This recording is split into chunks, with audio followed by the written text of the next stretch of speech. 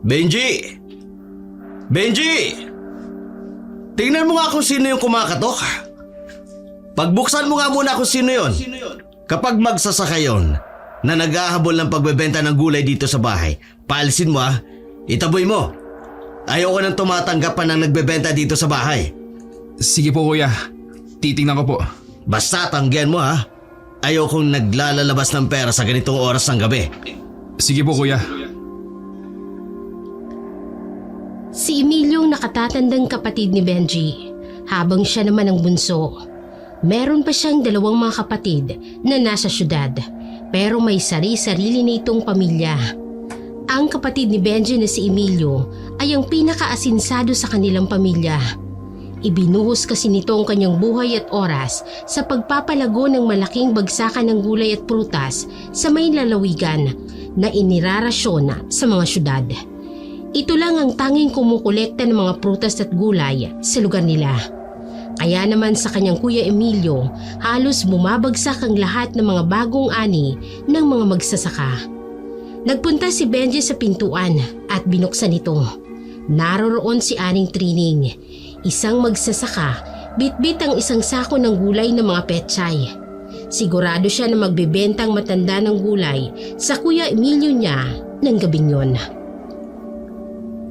Magandang gabi, Benji. Pwede bang makausap ang kuya Emilio mo? May dala akong ani ng gulay dito. Pasensya na kung dito ko na idiniretso. Sarado na kasi ang kamalig ninyo. Nahuli lang ako sandali. Ako lang kasing mag-isang namuti nito kanina. May sakit kasi yung apo ko. Aling Trining, pasensya na po. Pero sabi po ni Kuya Emilio, hindi po siya tatanggap ng kahit anong gulay dito sa bahay. Tapos na po kasi yung pangungulekta kanina. Nako, makikiusap naman ako sa iyo ngayon, Benji. Pakiusapan mo naman yung kapatid mo na tanggapin itong ani ko. May sakit ang apo ko. Kailangan ko siyang ibili ng gamot. Hindi ko rin mapipilit ang kuya ko . Diba, Benji? Di pa ba tapos yan? Paalisin mo na yan at ihanda mo na yung hapunan natin. Emilio! Emilio, nakikiusap ako. Tanggapin mo naman itong ani ko. Ano ba yan? Naku, Aling Trining, wag ho kayong ganyan. Baka ho pagalitan kayo ni kuya. Benji! Hindi ka ba marunong magsabi ng hindi? Hoy tanda, ilang beses ko bang sasabihin sa'yo na ayaw kong binabag-abag ako dito sa bahay? Hindi ba kayo marunong umintindi? Kapag sinabi kong hindi, hindi! Kanina pa tapos sana ang pangungulekta. Makikiusap na muna ako sa iyo, Emilio. May sakit ang apo ko. Kailangan ko siyang ibili ng gamot. Makikiusap? Aba, ano ako, Charity? Hindi ko na problema ang apo mo, tanda. Huwag mo kong gagamitin sa drama-drama na yan. Kung may sakit man ang apo mo, edi maghanap ka ng ibang paraan. Hindi ako yung susolusyon sa problema ninyo. Emilio, konting tulong lang ang kailangan. Tama na, tama na! Hindi ka ba talaga marunong umintindi? Ayoko ng gulay mo. Ayoko nang marinig ang mga problema mo, kaya umalis ka na dito bago pa ako magalit ng gusto. Ipababarangay kita kapag hindi ka umalis dito! Tatalikod na sana ang kanyang kuya Emilio, pero nanlaki ang mga mata ni Benji nang mabilis na hinawakan ng matandang babae ang bisig ng kapatid. Anong ginagawa mo? Bitiwan mo nga ako! Pilit na binabawi ng kanyang kapatid ang bisig niya, pero tila mahigpit ang pagkakahawak ng matanda sa kamay ng kanyang kuya Emilio. Masyado kang mayabang at mapagmataas. Ano ba? Ano sabi mo? Talagang mayabang ako dahil mayroon akong ipagyayabang at talagang mapagmataas ako dahil mas mataas naman talaga ang antas ng buhay ko kaysa sa inyo. Lalo ka nang matanda ka. Matanda na, pero isang magsasaka pa rin. Alam mo, mamamatay ka, pero nasa putikan ka pa rin. Kuya, tama na! Ano ba? Sabi ng bitiwan mo ko? Aray! Ano ba? Nanlaki ang mga mata ni Benji nang mabilis na itinulak ng kuya Emilio niya ang matanda na naging dahilan kung bakit ito napaupo sa lupa. Hindi rin nakaligtas sa paningin ni Benji ang pagdurugo ng bisig ng kapatid dahil tila nakalmot yun ng matanda nang bigla itong maitulak. Lintik ka ha? Sinasadya mo to! Ano ba kuya? Tama na! Tingnan mo nga, Benji! Sinugatan niya ako! Tingnan mo! Hindi pinansin ni Benji ang kapatid. Mabilis siyang lumapit sa matandang babae at tinulungan itong makatayo. Nang makatayo si Aling Trining, dinuro ito ng kanyang kuya Emilio. Ipababarangay kita! Kakasuhan kita ng physical injury! Hindi ako natatakot sa iyo, Emilio. Kung meron kang natitirang Diyos sa katawan mo, magsimula ka ng magdasal. Hindi kita titigilan. Ipararamdam ko sa iyo ang pagsisisi na hindi mo pa nararanasan sa tanan ng buhay mo. At pinagbabantaan mo talaga ako ngayon? Sino ka para pagbantaan ng buhay ko, ha? Tandaan mo, tanda. Sa akin, ako ang nagrarasyon ng gulay, hindi ba? Kung wala ako, wala kayong kakainin. Kung tutuusin, ako ang nagpapalamon sa inyo. Kaya simula ngayon, hindi na ako tatanggap ng rasyon mo! Tatandaan ko ito, Emilio. Pagsisisihan mo ito. Pagbalik sa loob ng bahay, ay grabe naman ang galit at pagbubunganga ng kanyang kapatid. Lintik na! Nasugatan pa ako ng matandang yon. Ang lalim ng kalmot niya sa akin. Ipababarangay ko talaga siya. May gana pa siyang pagbanta na ako. Kuya, tama na! Tama na! Nakita mo ba tong sugat ko? Hindi niya yan sinasadya kuya. Tinulak mo kasi siya eh. Yung pagtulak ko sa kanya, kasalanan din niya yon. Masyado siya mapilit. Pagain mo na nga ako ng pagkain. Nakakagutom na eh. At padabog pa nga itong naupo sa upuan habang nakakuyong pa ang kamao at tinitingnan-tingnan ang sugat na natamo niya mula sa babae. Ay, lintik talagang babae na yun. Ang lalim ng pagkakakalmot niya sa akin na. Daig pang kalmot ng pusa. Nakakabisi talaga. Wag na wag lang talaga magpapakita sa akin ng matanda na yun. Kung hindi, may kalalagyan talaga siya sa akin. Ipababarangay ko talaga siya kapag nakita ko pa siyang magbebenta sa akin ng gulay sa susunod na pangungulekta ko. Kinabukasan ay maagang pumunta ang magkapatid sa Kamalig para intindihin ang paghahakot ng gulay para mailuwas na sa Maynila. Bunganga agad ni Emilio ang bumungad sa lahat ng mga kargador. Ay ba! Ang babagal nyo naman kumilos! Tandahan naman ang pagbubuhat dyan! Baka mapisayan, ha? Yung mga kamatis yan, doon sabi! Nakalbusan ka man lang ba? Parang ang hina-hina mo naman magbuhat, ha? Bilis-bilisan mo naman! Okay dyan, kayo dyan, baka malantayan, ha? Dahil kababagal nyo kumilos! Mga pagong! Mabilis na lumapit si Benji sa kanyang kuya Emilio. Kahit nagdadalawang isip pa siya noon na pagsabihan ng kapatid, ay naglakas loob siya na kausapin ito. Kuya, baka naman pwedeng magmerienda na muna yung mga tagahakot natin ng mga gulay at prutas. Kahit biskwit lang sana. Baka nga kasi hindi pa sila nag-aalmusal. Kasi naman ang aga mo silang pinapasok dito para magbuhat ng mga gulay sa truck. Nung pinagsasabi mo dyan ng merienda, Hoy Benji, ikaw magbabayad niyan, aber, ano? Hindi ba natin sagot ang mga pagkain nila? Anong sagot natin? Sino may sabi? Aba, hindi kasama sa trabaho nila ang libreng pagkain, ano? Sinuswerte naman sila. At kung alam mo lang, mas pipiliin pa ng mga yan na pera na lang yung mga aalmusalin nila. Anong gusto mo? Bawas ko yan sa ibabayad ko sa kanila para pang-almusal din nila. Ay nako, wala ka pa talagang alam sa pagpapalakad ng negosyo, Benji. O sa bagay aanin mo naman yung tinapos mong kurso sa koleyo. Kung wala ka namang kadiskarte sa katawan mo. Umiling-iling pa ang kapatid ni Benji sa kanya at iniwan siya doon para mas lumapit pa doon sa truck upang masuriin ang ginagawang trabaho ng mga kargador. Ano? Mas bilis-bilisan nyo pa ang kilos nyo! Bilis! Grabe naman si kuya. Hindi ba siya naaawa sa mga matatanda na yun? Siyempre, mabagal na silang kumilos kasi may mga edad na sila. Ay, Sa kabila ng matagumpay na buhay ng kapatid ni Benji, walang asawa at anak ang kanyang kuya Emilio. Kaya talagang wala itong responsibilidad na iniintindi. Maraming babae na ang dumaan sa buhay nito, subalit wala ni isa man sa kanila ang nagtagal. Malamang ay dahil sa hindi kagandahang ugali ng kanyang kuya Emilio.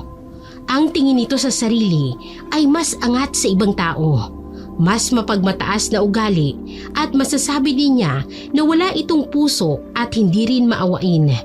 Minsan pa nga ay walang pakundangan sa pagsasalita ang kanyang kuya, kahit pakilala niya o hindi ang taong kinakausap. Matabil at masyadong matalas talaga ang dila ng kanyang kuya Emilio sa pagbibitiw ng mga salita o komento. Hindi nito alintana kung masasaktan niya ang kanyang kausap o kung maririnig ba ng mga taong yon ang kanyang masasakit na mga salita. Kahit nga mismong si Benji ay nararanasan niyang pamamahiya ng kanyang kuya sa kanya. o sige mga tol, magkita-kita na lang ulit tayo bukas ha. Ingat ka, Ben. Andiyan na si Kuya Emilio mo. Baka sabihan ka na naman niyang batugan dahil lang kasama mo kami mga tambay lang din. Ano ba naman kayo? Hindi nyo pa talaga nakakalimutan yung sinabi ni kuya sa inyo? Halos 1 linggo nang nakakalipas ah. Magkalimutan na nga tayo sa bagay na yun.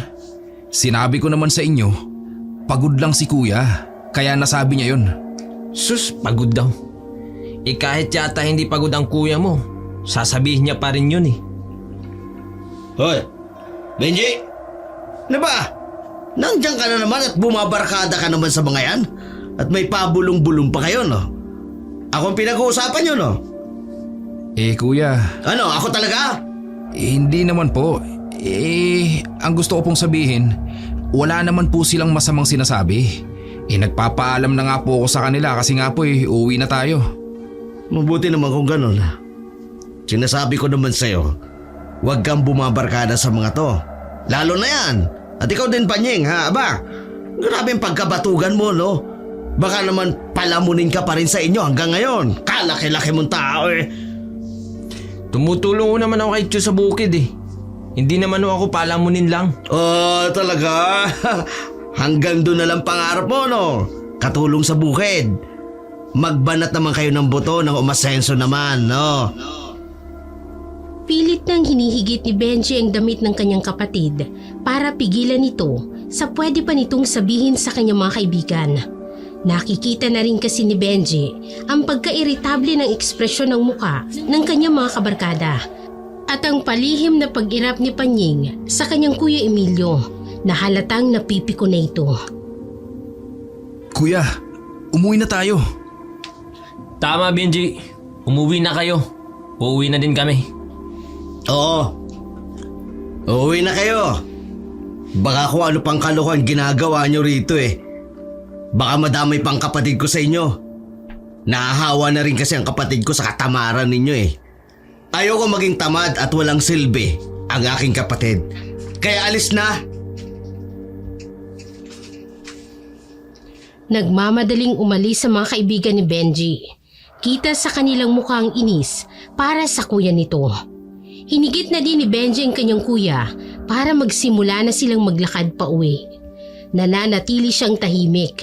Alam niyang mas mabuti nang wag nang magsalita pa at salungatin ang sinasabi ng kanyang kuya. Binilisan na lamang niya ang lakad para makauwi na rin sila. Pero ang kanyang kuya Emilio ay tila hindi pa rin tapos na manermon sa kanya.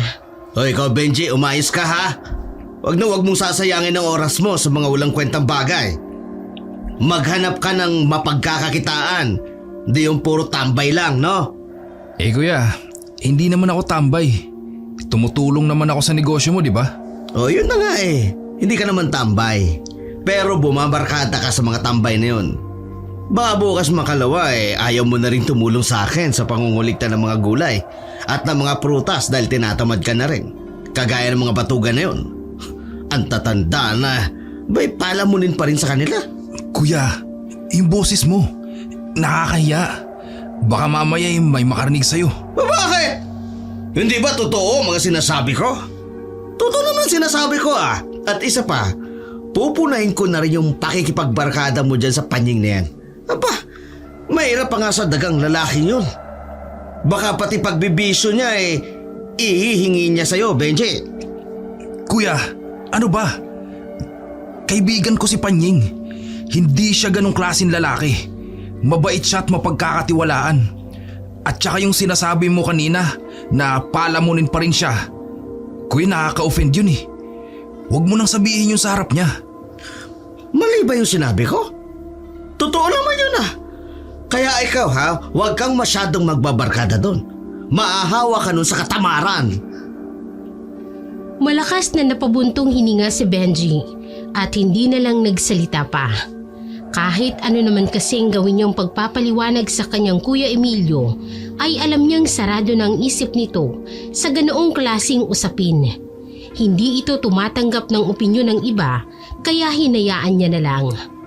Bukod din sa matabilang dila ng kanyang Kuya Emilio, mas madamot din na pag-uugali ito na mahilig manumbat ng mga nagawa at naibigay na tulong. Para itong may malaking listahan kung saan doon nakasulat ang mga tulong na nagawa nito, lalo na para sa pamilya nila. Abala ang kanyang Kuya Emilio noon sa pagbibilang ng pera habang nakaupo sa hapagkainan dahil tapos na silang maghapunan. Nakaharap ito sa kaha na may lamang pera at maliit nitong notebook na listahan. Pinapanood niya lamang kung gaano kaseryoso ang kapatid sa pagbibilang ng pera. May nais sana siyang sabihin dito. Medyo nagdadalawang isip pa siya dahil alam niya kung ano ang ugali nito. Sasabihin ko pa kaya yung tungkol kay tatay? Baka mamaya isipin na naman niya mukhang pera si tatay. Siguradong may masasabi na naman siyang hindi magandang salita. Ano naman yan, Benji? Kita-kita ko sa mukha mo may iniisip ka. Ano ba yan? Tsaka napakain mo na ba yung mga alaga kong panabong na manok sa labas, ha? Oo kuya, napakain ko na kanina pa. Mabuti naman at naalagaan mo ng tama. Ilalaban ko yun sa Sabado eh. Kuya? O ano? Kuya, ano kasi, si tatay. Tumigil sa pagbibilang ng kanyang Kuya Emilio nang binatuhan siya nito ng tingin. Kapansin-pansin ang pagtaas ng kilay nito sa gawin niya. Oh, bakit? Ano naman bang kailangan ng tatay? Kuya, kailangan daw ni tatay ng pandagdag sa puhunan niya sa palengke. May binabalak daw siyang bagong produkto na itinda. Bagong produkto? Aba, nasaan na yung mga ipinadala ko sa kanyang pera? Hindi pa ba sapat yun yung naibigay ko sa kanya kada buwan? Lagi na lang kailangan dagdag. Mukhang pera talaga si tatay. Hindi naman ganun kuya. May bagong pagkakataon daw na yung mapalago yung negosyo niya. Parang investment ba? Investment? Baka naman naglulustay na naman yan para sa walang kasiguraduhan. Alam mo naman si tatay. Lagi na lang may bagong plano pero alang nangyayari. Paano naman kasi kuya umiikot lang naman kasi sa kanya yung puhunan. Konti lang naman yung mga kita niya dun sa pagbebenta niya. Gusto naman daw niyang magtinda ng mga ihaw-ihaw. Madalang na raw kasi yung mga bumibili sa kanya ng lutong gulay. Ay nako, wala akong maibibigay sa kanya. Kung wala siyang pampuhunan sa gusto niyang idagdag sa tinda niya, aba, tumigil na siya. Sumusobra na kako siya. Kapag yan ang pinagbibigyan, nako, hindi niya tayo titigilan. Sigurado yan. Baka imbis na buwan-buwan, linggo-linggo na yung humingi sa akin. Kuya, hindi naman ganun si tatay. Sinasabi mo lang yan kasi hindi ka pa niya inuobliga na bigyan mo siya ng pera. Pero once na natuloy na yung pangingibang bansa mo, nako, mararamdaman mo rin ang ibig kong sabihin. Na konting kibo, hihingi. Huwag mo na nga ako abalahin dito. Alam mo naman nagbibilang ako ng pera eh. Tsaka pwede ba? Ayoko nasa paligid kita. Lumayo-layo ka nga muna. Baka mamaya malingat ako eh. Makuhaan mo pa ako ng pera dito. Hindi ko gagawin yun, kuya. At kahit nakakalat pa ang pera mo dyan, hindi ko yan pakikialaman. Hindi ako ganon. Sus! Pagdating sa pera, malabong hindi ka masilaw. Nagtimpi na lamang si Benji at mas pinili na hindi sagutin pa ang kanyang kuya. Kahit ang totoo ay gustong-gusto niya na itong sagutin pa. Mabibigat tuloy ang kanyang mga yabag ng paa habang umaakyat patungo sa kanyang silid sa ikalawang palapag ng bahay. Pagpasok niya ay medyo malakas niyang naisarado ang pinto, pero hindi niya yun pinansin at dumiretso na siya sa kanyang kama. Hindi ako makapaniwala na nasasabi ni Kuya Emilio yun sa akin at pati na rin kay tatay. Ano pang akala niya? Na madali kaming masilaw sa pera? Ay, bakit kaya siya ganun pagdating sa amin ni tatay? Samantalang sa mga babae naman na natitipuhan niya, grabe siya kung makapagbigay ng pera kapag nangungutang ang mga yun. Kahit nga sa mga kaibigan niya grabe rin siyang sumagot ng alak para lang may maipagyabang. Kahit irritable pa si Benji ng mga sandaling yun, ay nagpasya na lang din siyang matulog na. Kinaumagahan, maaga siyang nagising dahil nakatanggap siya ng tawag mula sa kanyang ama na si Tatay Pedro. Nako, tiyak na malulungkot si tatay kapag nalaman niya na hindi siya napagbigyan ni kuya. Sana lang hindi sumama ang loob ni tatay. Bumangon na muna si Benji sa kanyang pagkakahiga, saka sinagot ang tawag ng ama. Hello, tay? Hello, Benji. Nasaan ang kuya mo? Nakausap mo na ba siya tungkol sa binabala kong idagdag na produkto sa tindahan? Tay, nakausap ko na nga siya kagabi. Ano naman ang sinabi niya? Hulaan ko. Hindi siya pumayag, ano? Pasensya na tay. Hindi ho Hindi ho siya pumayag. Baka ho kasi medyo mahina lang yung kita sa gulayan, kaya hindi pa siya makapagbigay sa ngayon. Pero sa tingin ko naman ho tay, kapag nakaluwag-luwag na siya, baka naman ho maabutan niya pa rin kayo. Nako, ayos lang yun, anak. Hayaan mo na lang. Pagtutuunan ko na lang ng pansin yung pagluluto ko ng mga gulay-gulay dito sa pwesto ko sa palengke. Huwag mo nang babanggitin pa ulit sa kuya mo ang tungkol dito, ha? Baka uminit pa ang ulo. Magpapasko pa naman. Ayokong magalit siya sa akin kapag nangulit pa tayo tungkol doon. Isang tahimik na buntong hininga ang pinakawala ni Benji. Sa katunayan ay mas malala pang sinabi ng kanyang kuya Emilio tungkol sa kanilang ama kagabi. Pero wala siyang dahilan pa para sabihin ang detalye dahil ayaw niyang sumama ang loob ng kanyang tatay. Tama rin naman kasing sinabi nito. Magpapasko na kaya ayaw niyang mag-away-away sila. O siya, kailangan ko nang maligo at pupunta na ako sa palengke. Sige ho, tay. Huwag mo rin palang kalilimutan, ha? Benji, tanungin mo ang kuya Emilio mo kung dito ba siya magpapasko. Kapag sinabi niyang hindi, kahit yun na lang, sana doon mo siya mapilit. Hindi ako sigurado, tay. Nako, sana naman mapilit mo siya, Benji. Ang tagal ko nang hindi nakikita yung kapatid mong yan. Kulang na lang. Isipin ko na nasa ibang bansa siya, kaya hindi niya ako mapuntahan dito. Mag-4 na taong ko na yan na hindi nakikita Sige ho, tay. Susubukan ko. Pero hindi ako nangangako. Pagsapit ng 10:00 ng umaga ay nasa may kamalig na sina Benji at ang kanyang kuya Emilio. Ang kamalig na yon ay pag-aari ng kanyang kuya, kung saan doon dinadala ang mga gulay at prutas na naani ng mga magsasaka na nais ibenta sa kanya. Doon itinatambak ang mga gulay na hindi madaling mabulok, sapagkat tuwing Biyernes pa talaga ang biyahe ng mga yun. Doon din pumipila ang mga magsasaka para sa pagbabayad. Abala ang kanyang kuya Emilio sa pag-check ng mga gulay ng mga sandaling yon. Nakatingin lang ito sa mga sako nang magsalita ito, kung saan ay hindi man lang siya binatuhan ng tingin ng kapatid. Kapag may nakita kang magsasaka na magdadala mamaya ng patatas, huwag mo nang tanggapin. Hala, bakit naman kuya? 4 na sako na ng patatas, hindi pa na ibabiyahe. Masyado na ito marami para tumanggap pa tayo ng panibago.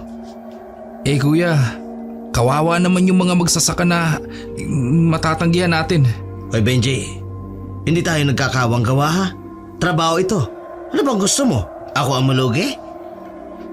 Eh pero kuya, sa'yo lang naman kasi nagrarasyon ng mga gulay dito sa atin eh. Kapag wala silang narasyonan at kapag hindi nakuha ang gulay nila, paano na sila? Eh, kuya, wala silang kikitain. Problema ko ba yun? Problema na nila yun. Kung ayaw mong gawin ang iniutos ko, o sige, ako na lang gagawa. Sige kuya, hindi na po. Ako na lang. Gagawin din naman pala eh. Dami pang angal. Tinalikuran na ni Benji ang kanyang kuya Emilio para i-check pa ang ibang mga sako ng gulay. Napapailing na lamang siya. Mas gugustuhin niya pa na siya ang kumausap sa mga magsasaka na hindi matatanggap ang ani, kaysa ang kanyang kuya Emilio ang kumausap sa mga ito, dahil tiyak na wala itong magiging preno sa pagsasalita. Baka makasakit na naman ito ng kalooban ng iba. Matapos ang pag-iinspeksyon ay naupo na ngayon ang kanyang kapatid para ihanda mga perang ibabayad sa mga magsasaka kapag nagdatingan ng mga yon. Maya-maya, doon naman kumuha ng pagkakataon si Benji para makausap ang kanyang kuya Emilio para sabihin ang pakiusap ng kanilang ama dito. Kuya? Oh, ano naman yon? Pinapatanong ni tatay kung luluwas ka raw ba sa Kalatagan sa darating na Pasko para dun tayo mag-celebrate ng sama-sama. Sus, bakit pa? Sigurado pinauwi niya lang ako para ipilit niya sa akin ng personal yung paghingi niya ng pera sa akin. Baka mamaya niyan, sa akin niya pa ipagastos yung mga panghanda para sa Pasko. No! Tingin niyo sa akin, ATM? Hindi na nabigla pa si Benji sa naging reaksyon ng kuya Emilio niya. Bilang kapatid nito, masakit para sa kanya na marinig ang mga sinabi ng kapatid tungkol sa kanilang ama. Gusto niya sana na wag nang ituloy ang pag-uusap nila sapagkat baka mas masaktan lang siya sa pwedeng sabihin ng kuya Emilio niya. Pero kahit ganoon ay sumubok pa rin siya. Nangako kasi siya sa kanyang ama na susubukan niya itong pilitin kahit alam naman niya sa sarili niya na malabo itong pumayag. Hindi naman ganun kuya. Ano ba naman yung iniisip mo? Gusto lang naman ni tatay na buo tayo sa Pasko.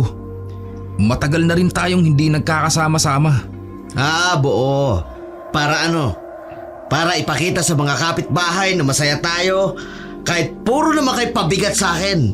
Ayoko nga. Hindi ko kailangan ang drama sa buhay ko. At yung Pasko na yan, dagdag gastos lang yan. Maniwala ka kuya. Gusto lang ni tatay na magkasama-sama tayo. Lalo na't baka ngayong Pasko na lang tayo mabuo dahil mag-iibang bansa na ako. E di kayo na lang mag-celebrate nang wala ako. Kung hindi nyo talaga kailangan ng pera ko para gumastos ng paghahanda ninyo, ituloy nyo ang pagsiselebrate ninyo nang wala ako. Tingnan ko lang kung ituloy nyo na wala ako na gumastos pa sa inyo.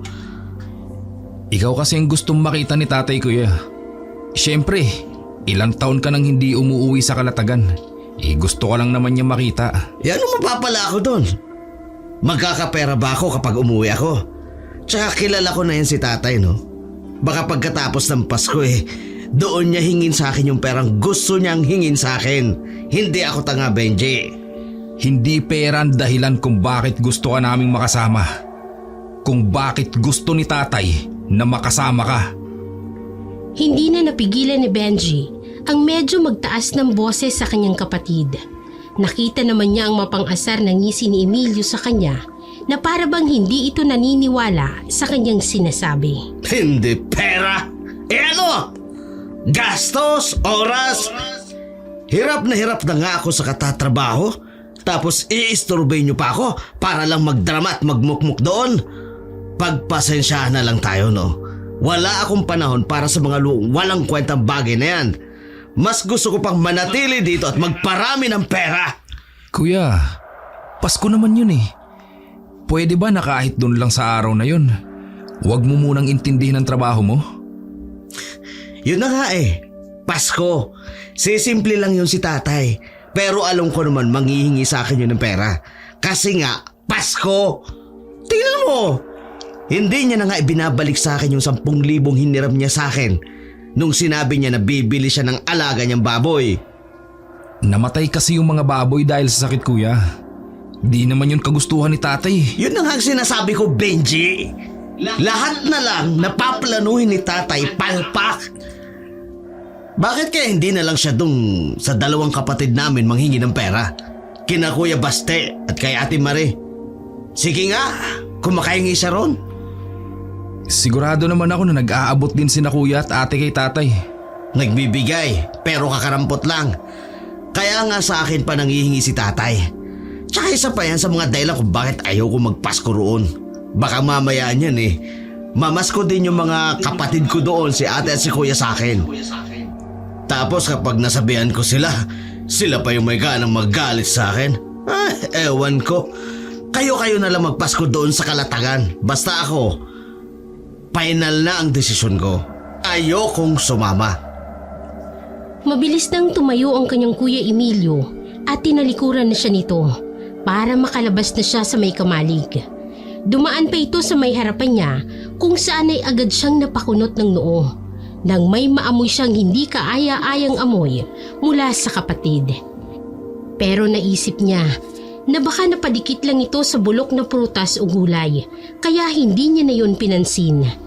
Nang sumapit ang 4:00 ng hapon ay isa-isa nang nagdatingan ng mga magsasaka na magbibenta ng mga ani nilang gulay at prutas. Nakaupo ang kanyang kuya Emilio sa isang maliit na lamesa. Bit-bit ang kanyang kaha na may lamang pera. Habang si Benji naman ay nakatayo sa isang tabi. May hawak na ballpen at maliit na notebook. Patuloy nilang sinisigurado na maayos ang takbo ng bintahan. Si Emilio nangangasiwa sa pagbabayad habang si Benji naman ang naglilista ng mga detalye ng bawat transaksyon. Tahimik na nanunood si Benji. Sinusuri ang bawat sako na dumarating dahil gaya ng utos ng kapatid. Hindi sila tatanggap ng patatas ngayon. Buti na lang at wala pa siyang magsasakang nakikita na may dalang patatas. At dahil nasa tabi si Benji, muli na naman niyang naamoy ang hindi kaaya-ayang amoy mula sa kanyang kapatid. Ano kaya ang amoy na yun mula kay kuya? Bakit ang baho? Hindi ba naaamoy ni kuya yun sa sarili niya? Kakausapin niya sana ang kapatid tungkol doon. Pero biglang nagsalita ang kapatid niya sa isang magsasaka na sumunod sa pila. Oh, Marlon. May balik ka pa sa akin nung nakaraan, di ba? Oh, ano pa ginagawa mo? Ibaba mo na yung sako dahil hindi ko yung babayaran. Ang ani mo ngayon na talong, yun ang pambayad sa binali mo sa akin. Emilio, baka naman pwedeng hulugan ko na lang muna yung utang ko. Kailangan ko rin kasi ng pera panggasto sa pamilya ko. Inaasahan namin tong ibabayad mo sa akin sa ani ko. Hulugan? Aba Marlon, ano akala mo sa akin, bangko? Sinabi ko na sa'yo, di ba? Bayad mo na yan sa utang mo sa akin. Kung gusto mong may pera ka ngayon, maghanap ka ng ibang mapagbebentahan. Wala akong pakialam. Pero iwanan mo dito yung mga talong na yan. Kuya, baka naman pwedeng pag-usapan natin to ng maayos. Baka pwedeng hatiin na lang muna. Tumigil ka nga, Benji. Hindi porket tsuin ito ng kaibigan mong batugan pagbibigyan mo. Ako ang may hawak ng pera ko. Kaya ako ang masusunod. Kung hindi kayo marunong magbayad ng mga utang ninyo, wala kayong karapatang humingi ng pabor sa akin. Hoy Marlon, kung gusto mo, umalis ka na lang dito sa harapan ko. Maghanap ka ng ibang maluloko mo. Nakayukong umalis si Tio Marlon sa may pila. Kaya pasimple ko siyang hinabol at humingi ng paumanhin. Tio Marlon, pasensya na ho ha. Pasensya na ho talaga. Ay, ayos lang, Benji. Huwag kang humingi ng pasensya dahil wala ka namang kasalanan. Ibang klase talaga ang kapatid mo. Ibang-iba sa pag-uugali mo. Pasensya na ho ulit. Pagsabihan mo ang kapatid mo, sa tingin ko may masamang mangyayari sa kanya dahil din sa sama ng ugali niya. Ho? Ano ho ibig niyong sabihin? Ayoko nang magsalita pa dahil wala akong interes na tumulong sa kanya. Umalis na nga ang matanda kung saan ay tinapik pa nito ang balikat niya bago tuluyang umalis. Ano kayang ibig sabihin ni Tio Marlon sa sinabi niya? Anong ibig niyang sabihin may masamang mangyayari kay kuya? Bumalik na lang si Benji sa tabi ng kanyang kapatid. Nagpatuloy naman si Emilio sa kanyang pagmamatigas at nagpatuloy sa pangungulekta ng mga gulay na parang walang nangyari. Hindi rin ito alintana ang mga pasimpleng masasamang tingin ng ibang tao sa kanya. Ngunit hindi nakatakas sa paningin ni Benji nang mapansin niya na tila may naaamoy din na hindi kaaya-aya ang mga magsasaka sa kanyang kuya. Kaya nagsimula roon ang mga bulong-bulungan na hindi naman pinapansin ng kapatid. Oh! Yung may mga bale dyan sa akin, umalis na kayo dyan sa pila ha at duminto na kayo sa gilid. Mamaya ko na kayo intindihin. Pero gaya ni Mang Marlon, hindi ko babayaran ang mga dala ninyo. At huwag na kayong umasa na mapapakiusapan ninyo ako. Ha? Nagkakaintindihan ba tayo? Pagkatapos ng ginawang pangungulekta ng mga ani, nauna nang umuwi si Benji sa kanyang kuya Emilio. Siya kasi ang nagluluto ng kanilang hapunan at kailangan din niyang pakainin ng mga panabong na manok ng kapatid. Nagmamadali si Benji sa pag-uwi. Bit-bit ang mga pinamili para sa hapunan. Pagdating niya sa bahay, agad niyang tinungong kusina at sinimulang maghanda. Ilang sandali pa, dumating na si Emilio. Nakita ni Benji ang kapatid na pumasok sa bahay. Dala pa rin ang kaha. Hindi man lang ito bumati o ngumiti. Diretso itong umupo sa mesa at sinimulang suriin ang listahan. Mga ilang minuto pa lang ang nakakalipas nang marinig niyang pag-impit ng ungol ng kapatid. Nang silipin niya si Emilio, nakita niyang tila nasasaktan ang bisig nito na may balot ng puting tela. Aray! Sakit! Kuya, ano nangyari? Ang sakit itong sugat ko. Kumuha ka nga ng gunting. Putulin mo tong tali. Sakit talaga. Teka lang kuya, kukuha ako. Ang sakit itong sugat ko.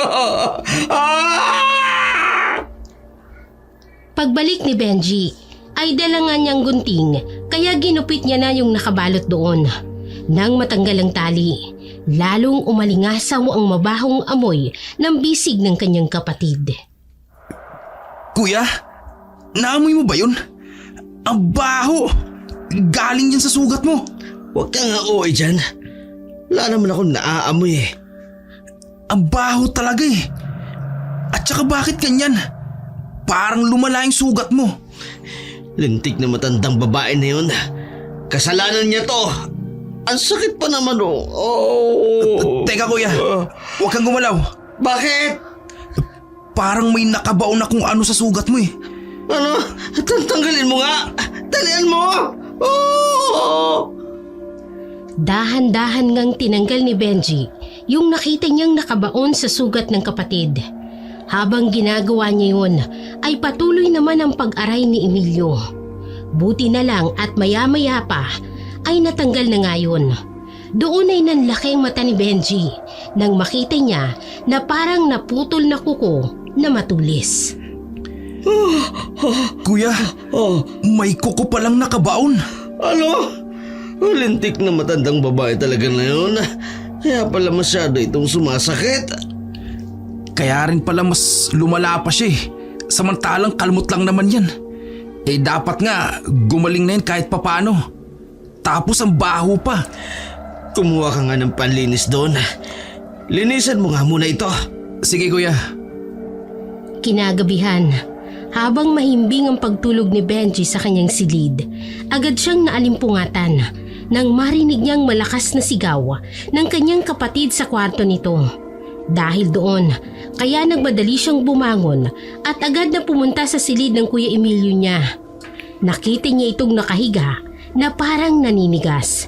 Nakatirik ang mga mata nito at kahit ang mga daliri sa kamay ay naninigas din. Natatakot siya sa kanyang nakita pero agad niyang nilapitan ang kapatid. Kuya? Kuya, ano nangyari sa'yo? Hinawakan niya ang kapatid sa balikat at pilit na niyuyugyog hanggang sa maya-maya ay malakas itong humigit ng paghinga at tuluyang nawala ang paninigas ng katawan nito at saka mabilis na napabangon mula sa pagkakahiga. Grabe ang paghinga nito na parang tumakbo ng malayo. Kuya, ayos ka lang ba? Kuya, ano nangyari sa'yo?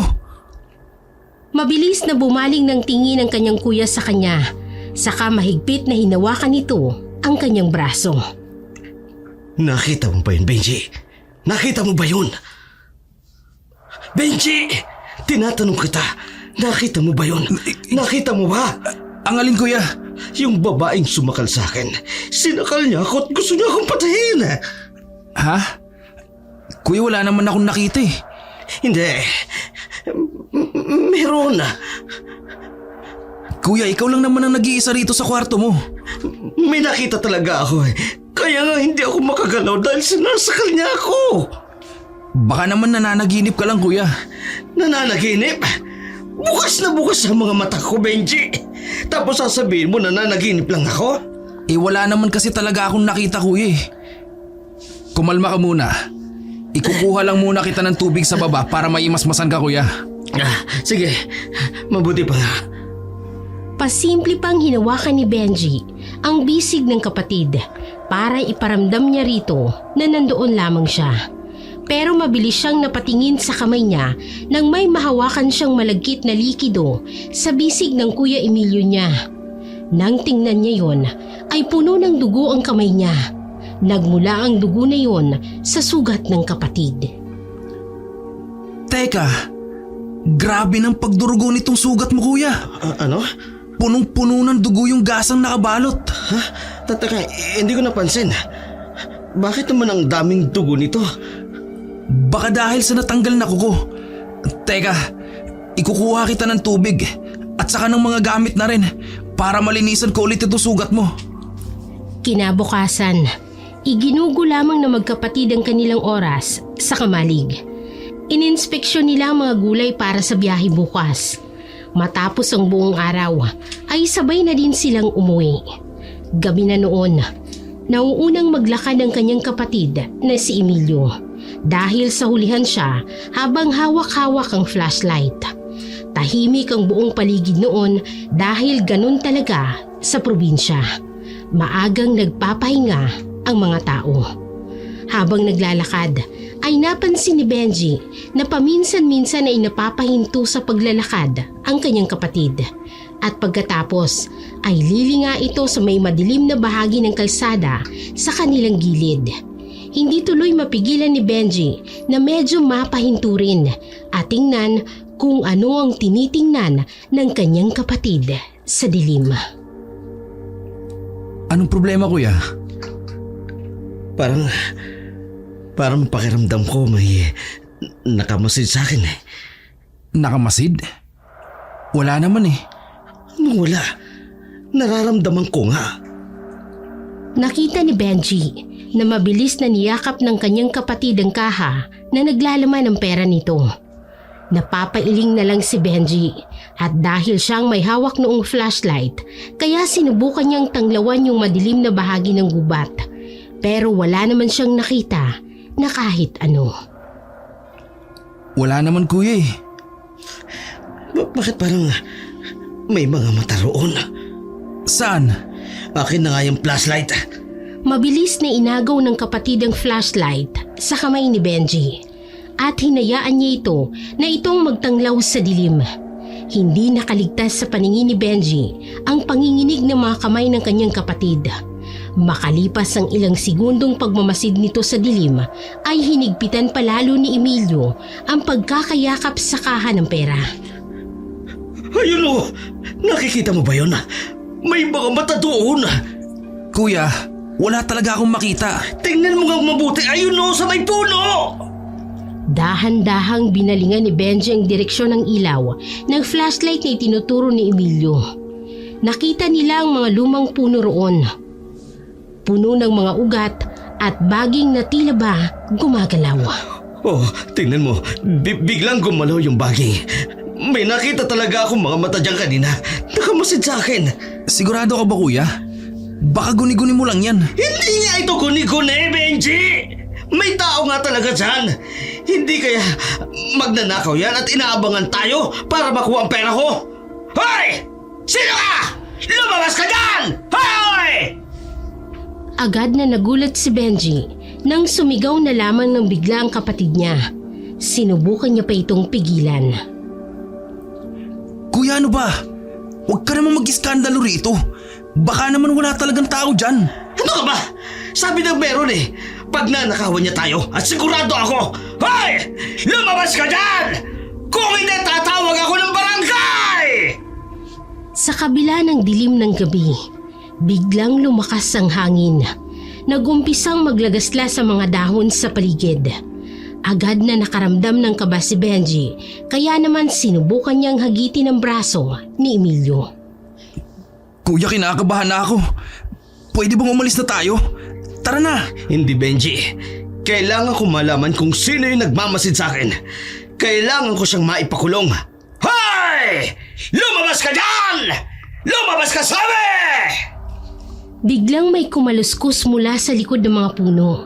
Kaya napabaling doon ang tingin ni Benji. Muling naistatwa si Benji at naramdaman niyang mabilis na pagtibok ng kanyang puso ng mga sandaling yun.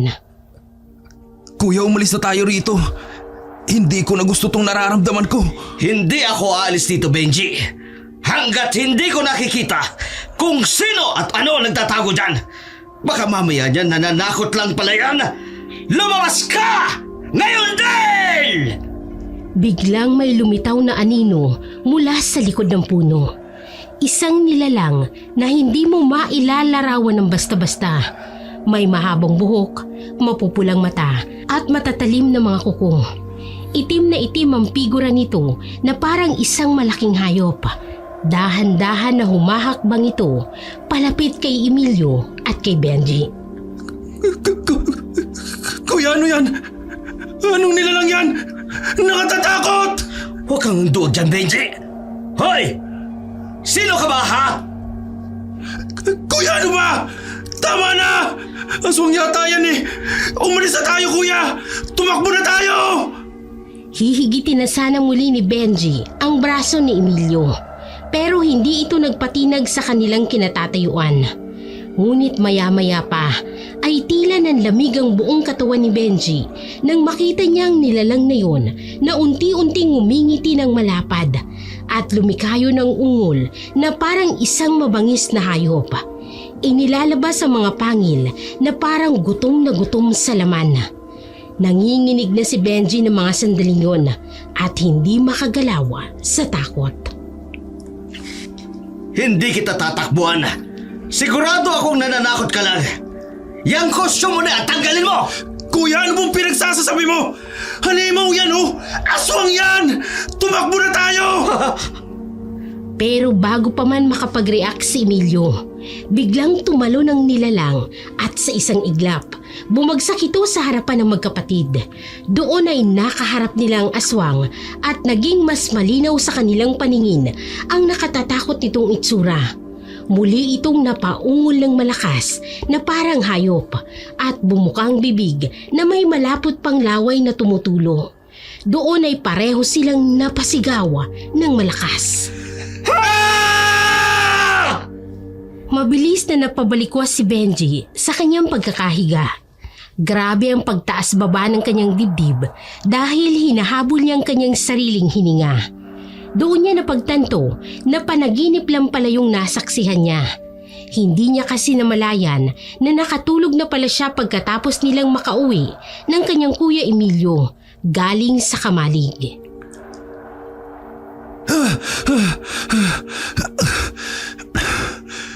Panaginip lang pala. Akala ko naman kung ano na. Grabe. Nakatatakot na panaginip yun ah. Bigla tuloy akong inuhaw. Makakuha nga muna ng tubig sa baba. Napilitan si Benji na bumangon para kumuha ng tubig na maiinom niya sa kusina. Nang makababa na siya ng hagdan, ay otomatiko siyang natigilan nang matanaw niya sa may hindi kalayuan ang nakabukas na pinto ng kanilang bahay. Teka, bakit nakabukas yung pintuan? Ang tanda ko'y sinarado ko to noong gabi. Agad na binuksan ni Benji ang ilaw sa kusina at napalingon sa paligid para tingnan kung may nawawala ba silang gamit. Pero nang makita niya na nandoon pa naman ang mahalaga nilang kagamitan, ay naisipan na lamang niyang isarado ulit yun kesa malaman ng kapatid niya na baka nakalimutan niya yung ilak. Siguradong magwawala na naman yun at sisermonan siya na baka manakawan sila. Dumiretso na si Benji sa may pintuan at balak na sanang saraduhan nang otomatiko siyang natigilan dahil may naririnig siyang boses na nagmumula sa labas ng bahay. Hindi mo ko matatakot. Sa tingin mo ba matatakot mo ko? Bumaba ka dyan sa pinagtataguan mo at nang malaman mo kung sino kinakalaban mo. Teka, boses ba ni Kuya Emilio yun?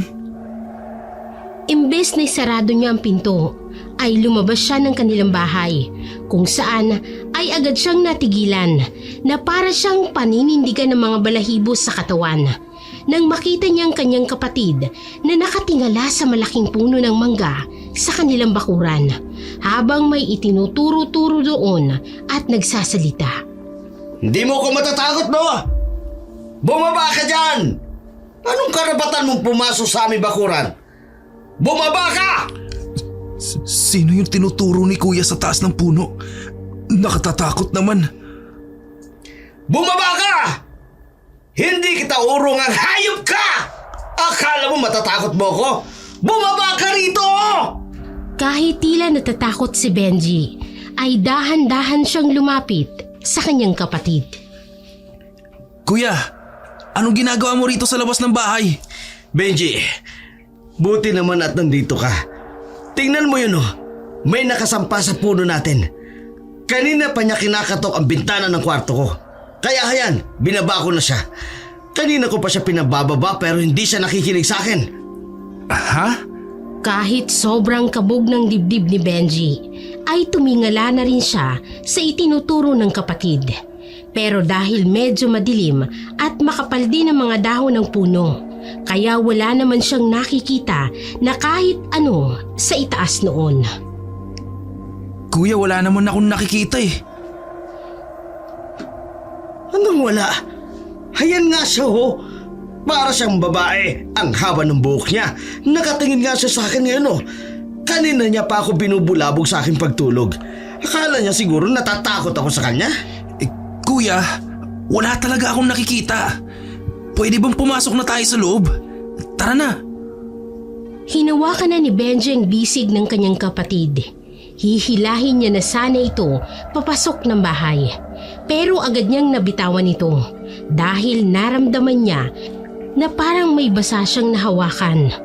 Nang tingnan niya ang kanyang kamay ay nanlaki ang kanyang mga mata. nang makita niyang may malapot na tila medyo madilaw-dilaw na likido sa kanyang palad at may kasama pa yung konting dugo. Ano to? Sinubukan pa ni Emilio na amuyin yun at agad siyang nakaramdam ng pagbaliktad ng kanyang sikmura dahil sa sobrang baho ng amoy na naaamoy niya rin mula roon. Ano to? Ba't sobrang baho? Mas malala pa to sa baho nung una. Nakakadiri. Kuya, patingin nga ng bisig mo. Hindi na hinintay pa ni Benji ang magiging kasagutan ng kanyang kapatid. Agad niya nang nahigit ang braso ni Emilio. Pinasadahan niya ng tingin ang nahawakan niya at doon niya nakita na parang lumalala pa lalo ang sugat ng kapatid. Kung dati ay puro dugo lang yun, ngayon naman ay may kasama yun na tila nana. Kuya, lumalala itong sugat mo at mas lalo pang bumaho. Pero imbis na pansinin ng kanyang kapatid ang sinabi niya, ay agad na binawi ng Kuya Emilio niya ang sariling kamay. Hindi ito ang mahalaga ngayon. Ang mahalaga kung paano natin mapapaalis yung babae na yun dito sa puno ng bahay natin. Hindi ako makatulog eh. Hoy! Teka, nasaan na yun? Bakit nawala? Saan yun pumunta? Kuya, umalis na siguro siya. Pumasok na tayo sa loob. Umalis na siya? Oo kuya, umalis na siya. Pumasok na tayo sa loob. Madaling araw na eh. Siguro naman hindi na yun babalik. Sumang-ayon na lamang siya sa sinasabi ng kapatid niya na may nakikita ito kahit wala naman talaga na para lang mapilit niya itong pumasok sa kanilang bahay. Nakahinga nga siya ng maluwag nang napapayag niya si Emilio na pumasok na sa loob. Sa loob-loob ni Benji ay nakararamdam siya ng sobrang pagtataka kung ano ba talagang nangyayari sa kanyang kapatid. Pero hindi na muna niya yun masyadong pinansin dahil mas nakatuon ang atensyon niya sa lumalalang sugat ng kapatid. Buti naman at umalis na siya. Nagambala niyang pagtulog ko. O siya, aakit na ako sa kwarto para makapagpahinga. Lilinisin ko muna ang sugat mo kuya. Lumalala na kasi. Hindi mo ba napapansin? May nana na ngayon. Linisan mo kung gusto mo. Basta ako, may higa na ako at matutulog na ako. Sige kuya, matulog ka lang habang nililinisan ko. Wala namang problema yun eh. Yun na nga ang ginawa ni Benji. Nilinisan niya ang sugat ng kanyang kapatid kung saan ay hindi niya maiwasang mapakunot ng noo dahil umaalingasaw ang kabahuan nito na gumuguhit talaga sa kanyang ilong. Bakit kayang baho ng sugat ni kuya? Parang mas lumala na to. Dapat sa ilang araw ay magaling na to eh. Ano kayang nangyayari? Naimpeksyon na kaya ito?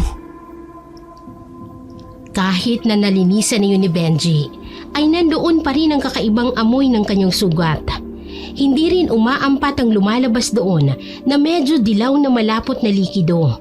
Kaya naman nagpasya siya na balutan na yun ng gasa. Nagtaka rin siya kung bakit parang may marka ng dugo ang palad ng kanyang kapatid. Pero naisip niya na baka tumagas lang doon ang dugo sa sugat nito. Kaya pinunasan niya na lamang yun. Pagkatapos malinisan ay bumalik na rin siya sa kanyang silid at saka natulog. Kinabukasan ay maagang nabulabog si Benji ng kanyang mahimbing na pagkakatulog nang marinig niyang malakas na sigaw ng kanyang kapatid sa labas ng kanilang bahay. Mag-aalas 5 pa lamang ng mga oras niyon at kadalasan ay alas 6 siya gumigising. Kaya nagtataka siya kung bakit ang aga-aga siyang ginigising ng kanyang Kuya Emilio. Benji! Benji! Bumaba ka nga dyan! Hoy! Benji! Kahit napupungay-pungay pa ang mga mata ni Benji dahil nga sa biglaang panggigising sa kanya ng kanyang kapatid ay bumangon na rin siya kaagad. Pagbaba niya ng hagdan ay nakita niya sa labas ng kanilang bahay si Emilio habang nakapamewang pa ito. Nagmamadali nga siyang lumabas kung saan ay tatanungin niya palang sana ito kung bakit. Pero agad na siyang hinarap ng kapatid at sinigawan. Anong ginawa mo sa alaga kong manok na panabong? Ha? Wala akong ginagawa, kuya. Ano walang ginagawa? Tingnan mo nga, patay na ang lahat ng panabong kong manok! Ano? Doon ay nakita na nga ni Benji ang 8 mga manok ng kanyang kapatid na patay na lahat at matitigas na. Hindi yun basta namatay lang dahil kitang-kita rin ni Benji na tila bukas sa mga tiyan ng manok na yun. Hindi ko alam kung bakit nagkaganyan yun, kuya. Wala akong alam. Hindi akong gumawa niyan. Sinong gagawa niyan, ha? Ikaw lang naman ang pinagkakatiwalaan ko sa pag-aalaga ng mga manok ko. Ang sabihin mo, matagal mo na akong gustong tumigil sa pagsasabong na yan. Kaya pinatay mo lahat. Oo, matagal na nga kitang pinahihinto sa pagsusugal mo. Pero hindi ko naman magagawang patayin lahat ng mga manok na yan. Maniwala ka sa akin, kuya. Wala talaga akong alam. At gusto mong maniwala ako sa sinasabi mong yan? Samantalang tayo lang naman dalawa ang nandito sa bahay na to. Hindi ka pa nakontento? Nalasunin ang mga manok ko at talagang wak-wak pa ang mga tiyan para mamatay? Kuya, wala talaga akong alam dyan. Huwag mo naman akong pagbintangan. Di sinong iharap mo sa akin na pwede ko mapagbintangan at yun ang sisisiin ko? Pero hanggat wala kang mayaharap sa akin na iba, ikaw at ikaw ang pagbibintangan ko na gumawa nito. Wala ka nang ang ginagawang tama. Hindi mo pa alam kung paano magpakain ng mga manok na to. Tsaka yung pagkain na pinakakain ko dito, palamunin ka na nga lang sa pamamahay ko. Hindi mo pa ginagawa ang tama, yung simpleng bagay na makatulong sa akin. Parang gumuhit sa dibdib ni Benji ang mga salitang binitawan ng kanyang kapatid sa kanya. Masyadong masakit ang mga salitang yun na siguradong dadamdamin niya ng matagal na panahon. Tatanggapin ko ang masakit na salita mo, kuya. Kung totoong may kinalaman ako sa pagkamatay ng mga manok mo. Pero uulitin ko, wala akong kinalaman dyan.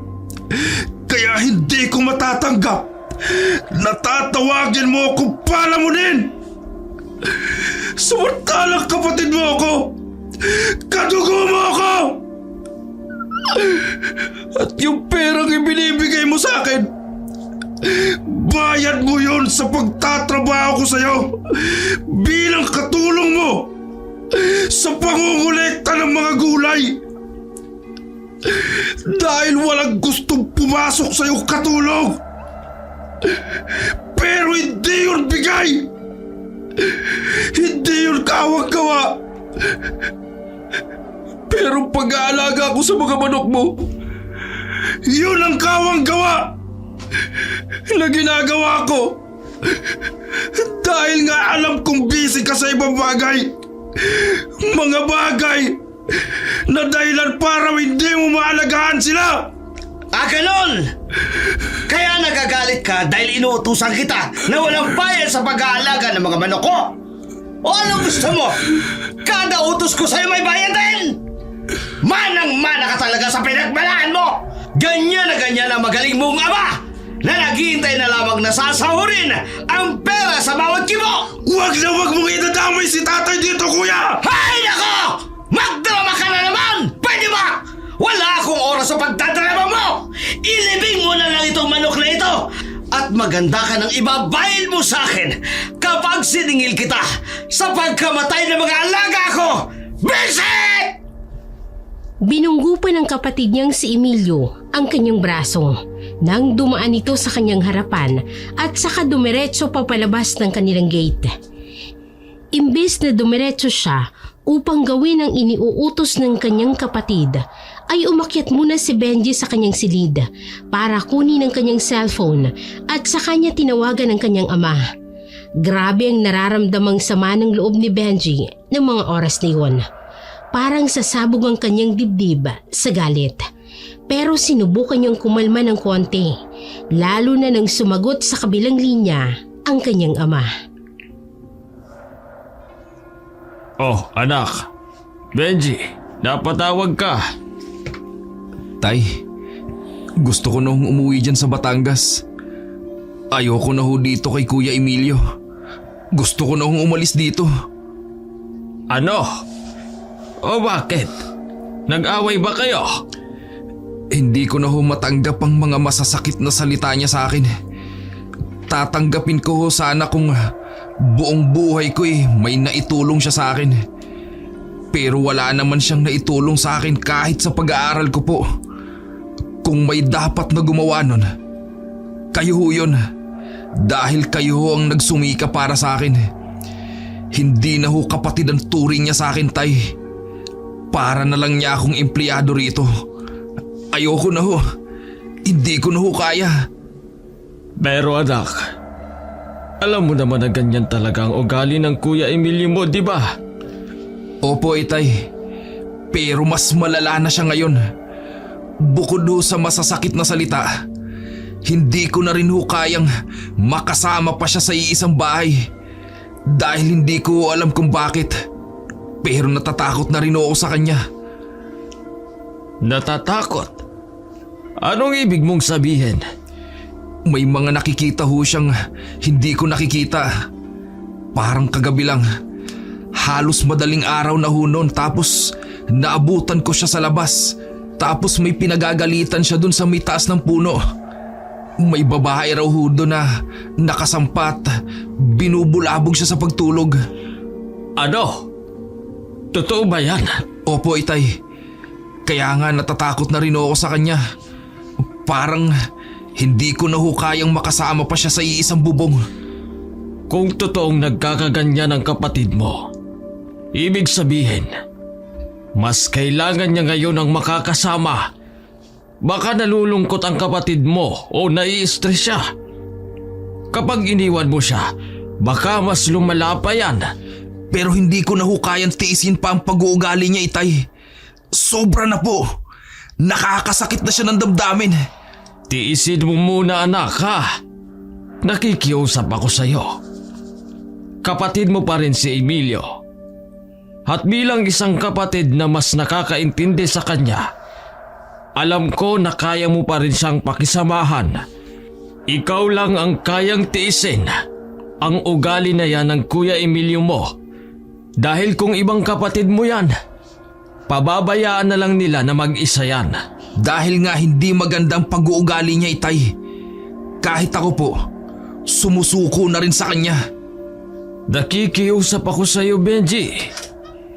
Tiisin mo muna, ha? Hindi kaya ng kuya mo nang mag-isa.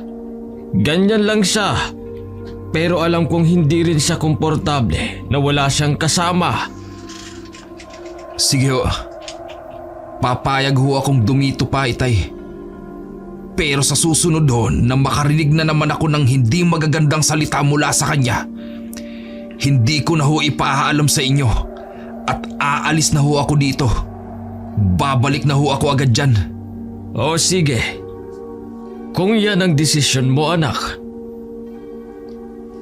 Nang maputol na ang tawag, ay isang malakas na buntong hininga na lamang ang pinakawala ni Benji. Nagpakalma na rin na muna siya sa loob ng kanyang sariling silid at saka nagluto na rin muna siya ng magiging tanghalian ng kanyang kapatid para kapag umuwi ito mamaya ay may makakain ito. Pagkatapos noon ay isinilid niya na mga patay na manok sa sako. Saka siya pumunta sa may kabilang kalsada para doon maghukay at maglibing. Habang abala siya sa ginagawa niya, ay bigla namang may tumawag sa pangalan niya. Si Panying yun. Oy pre, anong ginagawa mo dyan? Ikaw pala, Panying. Naglilibing ako ng mga panabong na manok ni Kuya Emilio. Mga nagkandamatay na Lahat? Oo. Bad trip nga Ako pang pinagbibintangan ni Kuya. Akala niya pinabayaan ko, sinadya kong patayin yung mga manok niya. Samantalang wala naman akong ginawa. Katulad niya, nabigla rin naman ako nung malaman kong namatay lahat. Baka naman may naglason. Sasama ba naman ang ugali ng kuya mo? Siguradong may naglason dyan. Buti sana kung nilason eh. Talagang pinatay isa-isa. Uwak-wak pa nga yung mga tiyan. Ano? Patingin nga. Kahit nagtataka si Benji kung bakit gustong makita pa ng kaibigan ng patay na manok, ay kumuha naman siya ng isa mula sa sako. Ay nakita niya kung papaano sinuri ni Panying ang manok na yun. Sa palagay ko, baka mabangis na hayop lang ang gumawa niyan. Baka asong bangaw na nakapasok sa gate ng bahay kagabi. Hindi aso ang gumawa nito, Benji. Ha? Anong ibig mong sabihin? At saka, bakit bigla kang nagseryoso dyan? Dahil seryosong bagay to, Benji. Teka, ano ba nangyayari? Ano ba sinasabi mo? Sigurado ka ba na hindi ang Kuya Emilio mo ang gumawa nito? Ha? Bakit naman gagawin ni Kuya Emilio yan sa mga alaga niya? Mga panabong na manok niya to. Inaalagaan din niya to ng sobra-sobra. Tapos, ako pa nga yung pinagbibintangan niya eh. Hindi lang kasi simpleng wakwak ito eh. Nakikita mo ba? Parang pinilit lang na punitin yung mismong katawan ng manok. Ano? Pati nga. Hindi ko pa kasi nakikita yan ng malapitan eh. Ininspeksyon din ni Benji ang manok at tama ngang sinabi ng kaibigan niya. Parang pinilit lang na punitin ang katawan ng manok gamit ang mga kamay. Doon ay unti-unti ring naalala ni Benji yung dugo sa kamay ng kanyang kapatid kagabi. Teka, natatandaan ko, may nakita akong dugo sa kamay ni Kuya Emilio kagabi. Pero hindi ko yun masyadong pinansin. Kasi akala ko, galing lang yung dugo na yun sa sugat niya. May sugat siya? Malalim ba? Mabaho ba? Teka, paano mo nalaman yun? So, mabaho nga. Oo, mabaho talaga. Hindi siya simpleng mabaho lang. Parang ngayon nga lang ako nakaamoy ng ganun kabahong sugat. At may kakaiba rin akong napansin kay Kuya. Kagabi, may kinakausap siya sa taas ng puno namin. May babae daw na nandun sa taas ng puno. Nung tiningnan ko, wala naman akong nakita.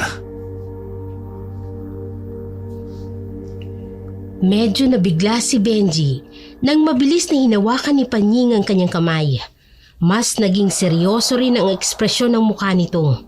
Kaya hindi maiwasan ni Benji na medyo makaramdam ng kaba at pagtataka.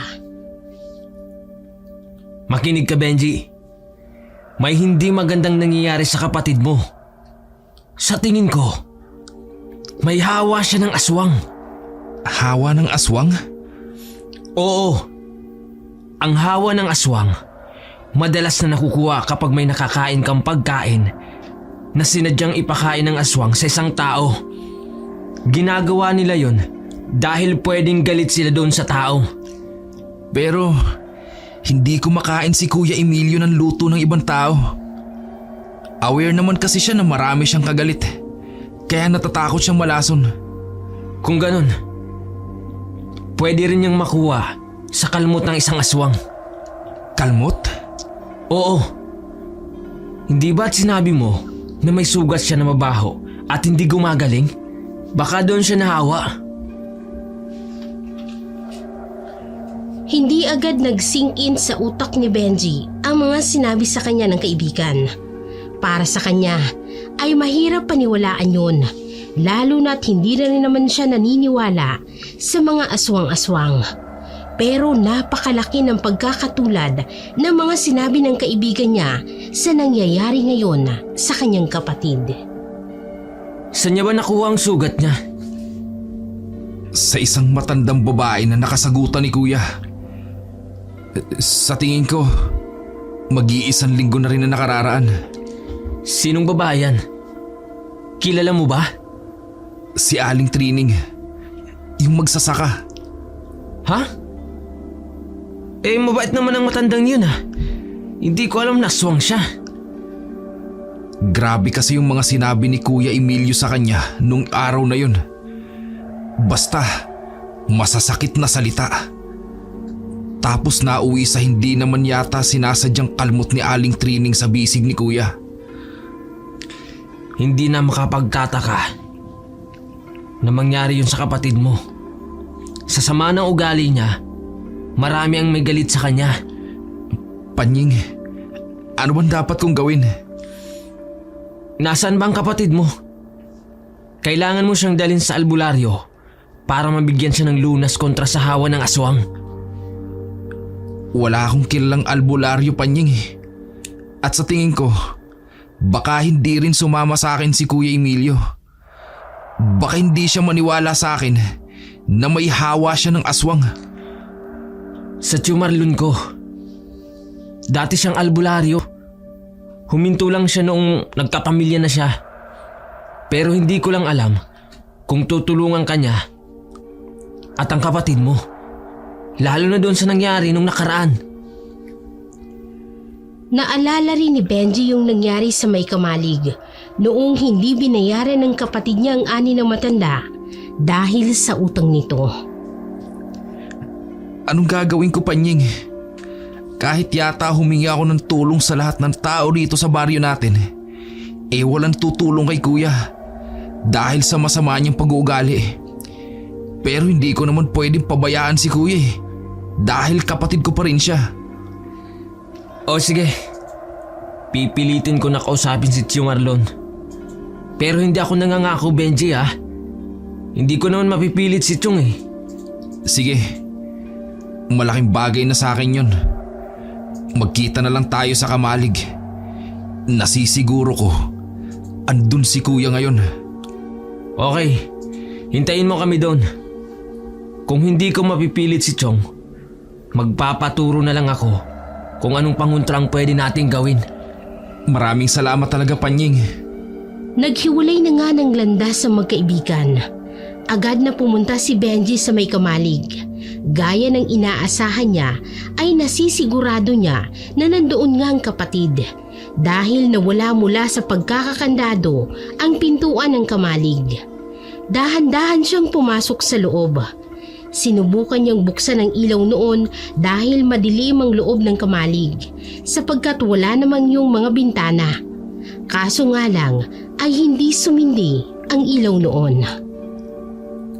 Kuya? Kuya Emilio? Andito ka ba? Palingali nga siya sa paligid ng Kamalig pero hindi niya makita ang kapatid niya roon. Buong akala din niya ay may sasagot sa pagtawag niya pero wala man lang siyang narinig. Pilit niyang inaaninag ang madilim na Kamalig pero hindi niya makita ang kapatid. Kuya? Kuya Emilio? Asan ka ba? Andito ka ba? Magpakita ka naman sa akin. May sasabihin ako sa'yo. Habang patuloy sa paglalakad si Benji, napansin niya na nasa may bandang gitna na siya ng Kamalig.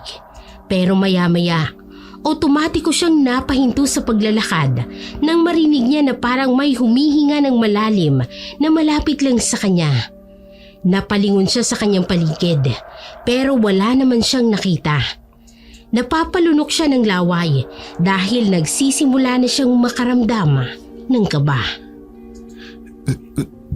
Kuya? Kuya? Hahakbang na sanang muli si Benji nang may lumakas palalo ng paghinga ang kanyang narinig. Doon ay sigurado na siya kung saan ang gagaling ang hininga na narinig niya.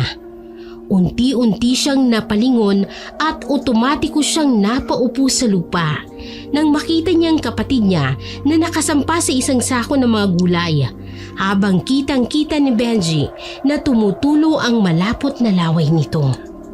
Kuya? Ah! Hindi natuloy ni Benji ang sasabihin niya dahil mabilis siyang napasigaw dahil sa pagtalo ng kanyang kapatid sa kanya. Sumampay ito sa kanya kaya hindi nakakilos si Benji. Tumutulo pa sa mismong liig niya ang malapot nitong laway. Papatayin Kuya! kita! Papatayin kita! Kuya, ako to! Si Benji to! Ang mababangis na kuya ni Benji ay parang kumalma ng konti at napatitig ito sa kanya ng ilang segundo. Saka hinawakan ng kwelyo ni Benji. Tulungan mo ko, Benji. Tulungan mo ko. Hindi ako to. Nahihirapan na ako. Parang may kumukontrol sa akin. Tulungan mo ako. Ngunit sasagot pa lang sana si Benji sa sinabi ng kapatid ay bigla itong umungol na naman at bumalik na naman sa panlilisik ng mga mata nito. Sa isang iglapa ay bumangis na naman ang kanyang kuya Emilio. Papatayin kita! Kakainin kita ng buhay! Unti-unting lumabas ang matatalim na kuko ni Emilio at ang matatalas nitong pangil. Iniangat na nito ang kamay at handa na siyang kalmutin. Huwag, kuya! Huwag! Benji! Nagulat na lamang si Benji nang sumulpot sa may kamalig si Panying. Nakasunod dito ang tiyuhin na si Tio Marlon at sa kaagad na isinabit ang tila kwintas na bawang sa may liig ng kanyang kuya Emilio. Otomatikong nagwala ang kanyang kapatid at napahiga ito sa lupa habang kumikisay-kisay dahil nasasaktan sa nakasabit na bawang sa may liig nito. Ang init! Tanggalin niyo ito! Aray! Ano nangyayari kay kuya? Bakit siya umuusok? Ay, dahil sa nakasusunog nga ang isang bawang ng aswang. Mamamatay na ba ang kuya ko, Tio Marlon? Sana hindi, dahil ito ang ipapainom ko sa kanya. Laso nito sa mga aswang. Kapag namatay ang kapatid mo, ganap na siyang aswang. Hindi lang basta hawa ang nangyari sa kanya. Pero kapag nabuhay siya, maagapan natin ang pagkahawa sa kanya. Mamamatayo siya? Hindi natin masasabi, Benji. Hindi agad nakapagdesisyon si Benji. Pero dahil nakikita niya talagang nasasaktan ang kanyang kapatid, kaya naman isang mabigat na desisyon ang kanyang ginawa. Pwede ho ba? Ako na lang po ang magpainom niyang nasa boteng hawak niyo. Ayokong magkaproblema tayo. Kapag namatayo si kuya, aakuin ko ang nangyari. Hindi mo kailangang akuin to, Benji. Ginagawa mo to para sa kanya. Hindi na pinakinggan pa ni Benji ang kaibigan at kinuha niyang bote sa kamay ng matandang lalaki. Mag-iingat ka, Benji. Siguraduhin mo na hindi ka niya makakagat dahil babalik lang din sa iyo ang hawa. Panyeng, halika. Tulungan mo kong hawakan ang paa ni Emilio. Ikaw sa paa. Ako sa kamay. Nagtulong-tulong nga sila para mapahinto ang pangingisay ng katawan ni Emilio. Si Benji naman ay itinapat ng bote sa bibig ng kapatid. Ibinuhos niya ang laman noon. Mga ilang segundong lumipas ay tumigil sa pangingisay ang kanyang kapatid. Tumigil din ang mababangis na ungol nito. Pigil hininga si Benji ng mga sandaling yon. Natatakot siya na tuluyan ang maputol ang hininga ni Emilio. Nagsimula na ring manggilid ang kanyang mga luha. Tiyong Marlon, patay na ho ba siya? Hindi ko alam, Benji. Tutulo na sana ng tuluyan ang luha ni Benji nang marinig niya ang pag-ubo ng kanyang kapatid. Nanlaki ang kanyang mga mata at agad niya itong inalalayan na makaupo. Kuya, buti naman at hindi ka namatay. Anong nangyari? Ay, mahirap paniwalaan. Pero nagkaroon ka ng hawa ng aswang. Siguro ay dahil yun sa mga nakaaway mo ng mga nakaraan. Mga taong nakaaway mo. May galit sa'yo. Sana'y magsilbing aral ito sa'yo, Emilio. Kuya, sila ang tumulong sa akin para mawala yung hawa ng aswang sa'yo. Kung hindi dahil sa kanila, baka tuluyan ka na naging aswang. Tumayo na noon si Emilio mula sa pagkakaupo sa sahig at umalalay naman si Benji sa kapatid. Maraming salamat sa tulong ninyo. Formal din ho akong humihingi ng tawad sa mga nagawa kong kasalanan at sa mga masasakit na salitang binitiwan ko sa inyo. Lalo na sa iyo, Panying. Sana'y mapatawad niyo ko.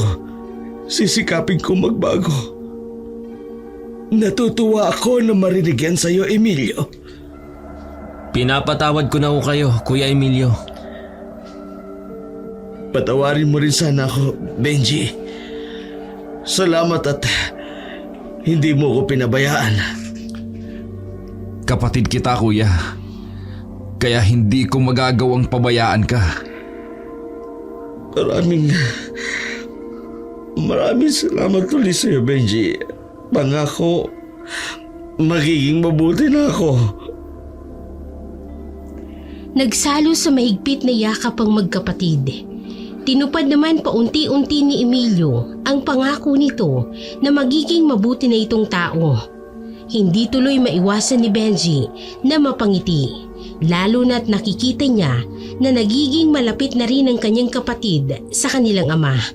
Dahil sa hawa ng aswang na yon na hindi man naging magandang karanasan, ay naging daan naman para sa pagbabago ng ugali ng kanyang kapatid.